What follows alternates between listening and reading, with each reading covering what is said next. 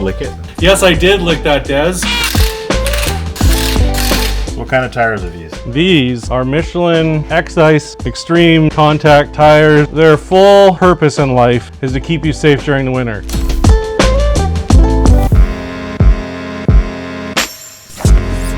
Super smooth, like not even almost crashing. One side. So this is the driver's side. This is your passenger side. And you're asking yourself, how is that possible? Like, how do you know? There's an arrow. Well, these threads don't need to be bigger. They're just basically for snow. So they're very wide to allow for movement. And you can see they're quite soft, a lot softer than probably the Summers that are on there. The easy rotation, so you can see what direction these tires are for. So we definitely would not put this on the driver's side because you would want it facing this way because the rotation of the tire would be this way. And why is that important? Well, it helps with fuel economy and that sort of thing. And if you do put them the wrong way around, not only is it not going to help your fuel economy, it's going to wear the tire out quicker. And if you have lots of money laying around, then this advice is totally not for you. But for everybody else that doesn't like to dough it out like it's going out of style, understanding which rotation your tires are, so when you do rotate them, you only rotate the front to the back and not all the way around. Obviously, we'll get more wear if you put it on the wrong side, so don't do that. So you see the rotation says it's going this way, so that means this will be a passenger side wheel. Sometimes if you want to know where it last ended up before you take it off, you'll write on the inside of the wheel, front right, rear right. So double R would obviously, but I didn't think that far ahead. So we're just gonna look at whatever one has the best thread depth, and we're gonna put that one to the rear because this is a rear wheel drive bias. And when I go to do testing with my winter tires, I'm most likely gonna burn the rear off. It's just science.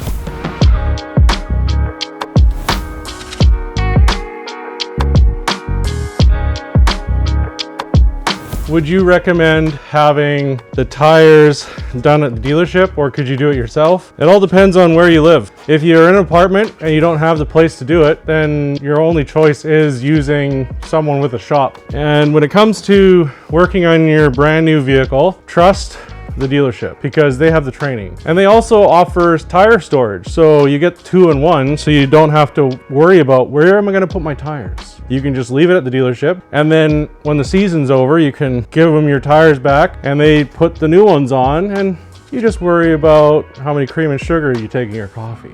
I like that option. However, for science purposes, so you guys can see what we're talking about with tires, I'm going to do it myself. I'm doing this for you, YouTube.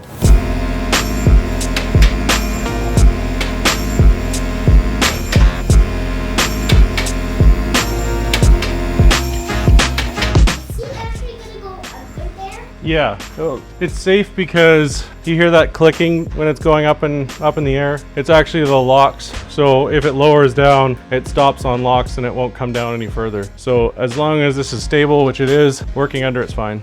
By the way, I have been selling these for years, and recently Ford decided that these things are worth the same as wheels. I apologize, I can't do anything about those prices, but I'll tell you a little secret. Usually what happens when a vehicle is out of warranty is when the actual price goes up, and that's when you're gonna see, you know, this little cap costs $270 when you could buy a wheel for that price. The more you know. We don't need wheel locks. Wheel locks are for people that worry about getting their wheels stolen. I've only had a cap stolen off my vehicle. I've seen cops with missing ones. I'm sure no one steals them. I sometimes think it's the driving style. Someone's late for donuts. I'm just gonna whip these suckers off, and then when we're taking them off, either when I rip these lollipops off, it's gonna take no time at all. But we're gonna talk about tire compounds because we're getting to the time where it's getting colder outside, it's getting more wet outside. Depending on where you live, I don't wanna hear about living in Texas and how warm and great it is out there. We're talking about the people that aren't as fortunate, that live in the upper 48 states or even the very highest state. Poor Alaskans that actually need studded tires. This is gonna benefit them more than you guys, so stop gloating in the comments, please. No one cares. But we're going to take off our racing wheels and we're going to put these beautiful winters on. I lost my lollipops. Adriana, what did I do with my lollipops? Lollipop, lollipop. What? Lollipop? 50 Cent had that song talking about lollipops.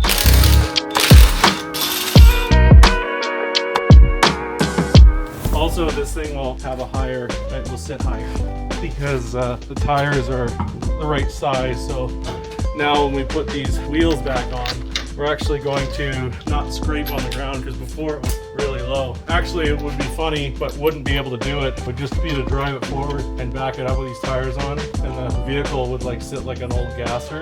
Don't do that with all-wheel drive. It really doesn't like it. Did you just lick it?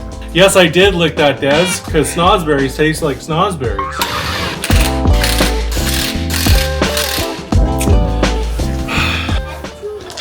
I know. What kind of tires are these? These are Michelin X-Ice Extreme Contact tires. Their full purpose in life is to keep you safe during the winter. Are they a performance rated tire for the winter? No. Why am I running these on my Explorer? Because I bought them before I started tuning it, okay? I'm just gotta wear them out first. So what would you have if you could do like a performance winter tire? One of the best performance winter tires on the market is the Continental Extremes. Michelin does have more winter rated extreme tire for performance. I've just heard more good about the Continental, but they're not cheap tires. However, performance doesn't come cheap. Why you took it off? Because you took it off. You can't find it? Yeah, I know where it is. There's a movie there, the parents like, mittens. It may also be where they're like, my boy Blue is where I got that name for this thing from. Oh, you know what I'm talking about. What movie am I talking about, YouTube? Put it down in the comments. And please, I hope you know what you're talking about. It's a cult classic. By the way, if anybody wants this punch and stuff like that later, let's all sit around the campfire.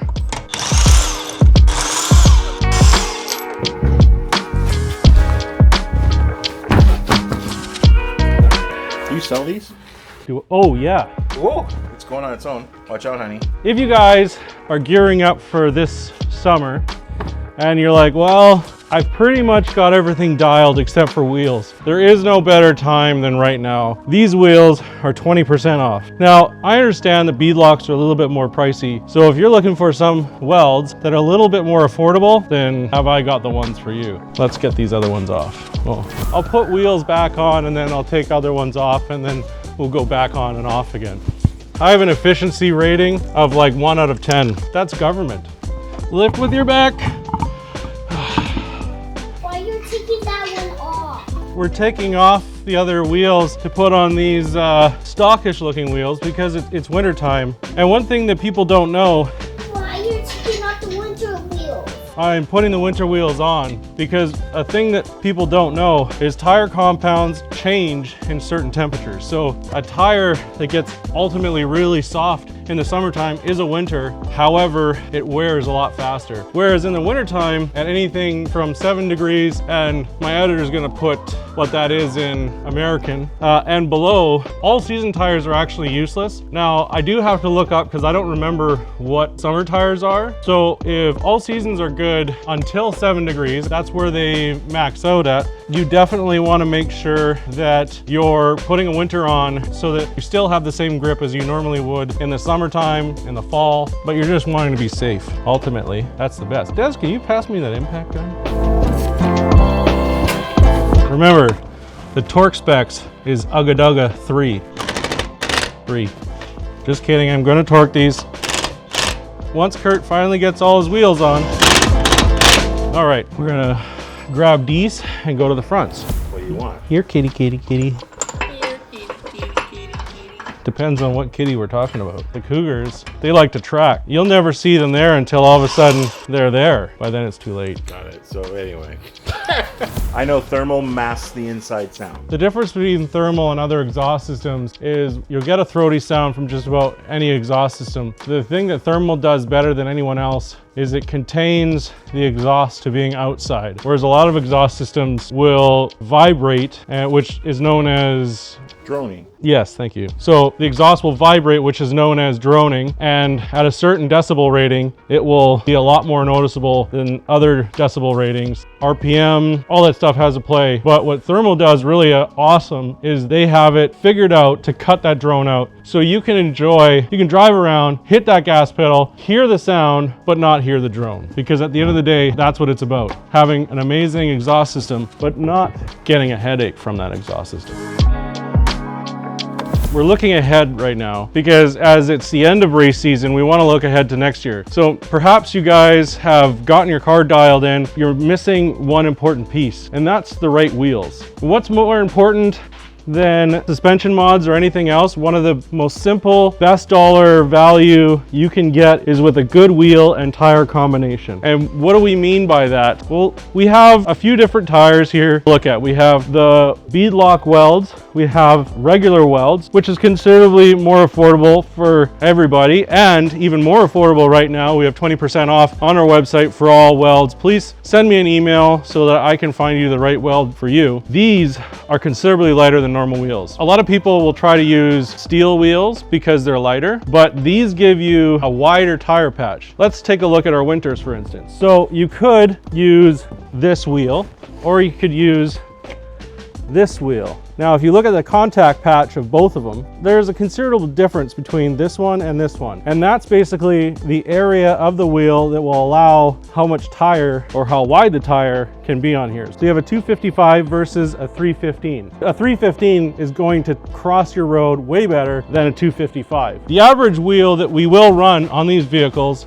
is a 275. But even then, it still leaves a fair bit of contact patch missing. So when you're putting down big horsepower, one of the biggest concerns that you get is chattering in the back end. So what it is your tire hits the ground and comes off the ground because there's not enough contact patch and not enough touching the road surface and the weight transfer correctly. And that's gonna break things. Just ask me how I know that. Exactly. Happened to me. Don't be like me. Don't be a statistic. The other wonderful advantage to using the weld wheels over your standard aluminum wheels is weight, because you can do so much to give your car more power, but you can give yourself a lot more power by removing mass that's rotating your wheels. So let's go and grab a scale and see how much these weigh between the three wheels. And we'll even do the more affordable option just so we all know what that weighs.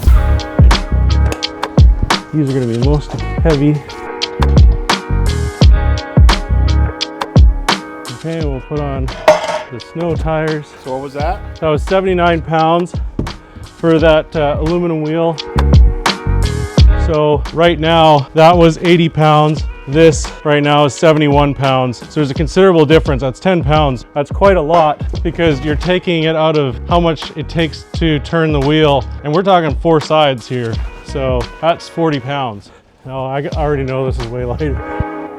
So that is 62 pounds. That's 20 pounds a side, 20 pounds a wheel. And this is a little bit heavier because it has the bolts and the retaining ring. So let's look at our more affordable option of weld wheel, and it might shave off 2 pounds.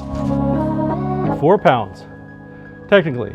So about 3 pounds. So the more affordable weld wheels, which are on sale for 20% off, are 10 pounds lighter than your Ford factory Police Interceptor wheel. That is a lot of weight. That is 80 pounds over the whole vehicle of rotating mass. Think about how much power that is. Not just a better contact patch, but more power that you can deliver to the ground with less effort. So you're taking your 500 plus horsepower vehicle and you're making it more like closer to 6. Give or take. And that's why we put different wheels on our vehicle. You go from 80 pounds to 58 pounds. It is a crazy amount of difference. That is a lot of weight. 21 pounds, does it get any better? Only I could lose 21 pounds aside. Oh, 84 pounds. I could fit in my wedding suit. And thanks everyone for watching this episode of Southdown Garage. If you want anything that you've seen in this video, head over to shopsouthdowngarage.ca. We do sell the Police Interceptor wheels as well. It is winter time, they are in stock. So hit us up, let us know what you'd like, and let's get you riding safely this winter and prepped for next season's drag racing. Have a wonderful day, we'll take care and see you on another episode of Southdown Garage. Bye for now. Oh, like, share, subscribe. Beep, boop, boop, boop. Oh, don't forget, I think I didn't mention, but these are 20% off only this month only. I don't think I told you guys yet, but get over to the website right now or send me an email.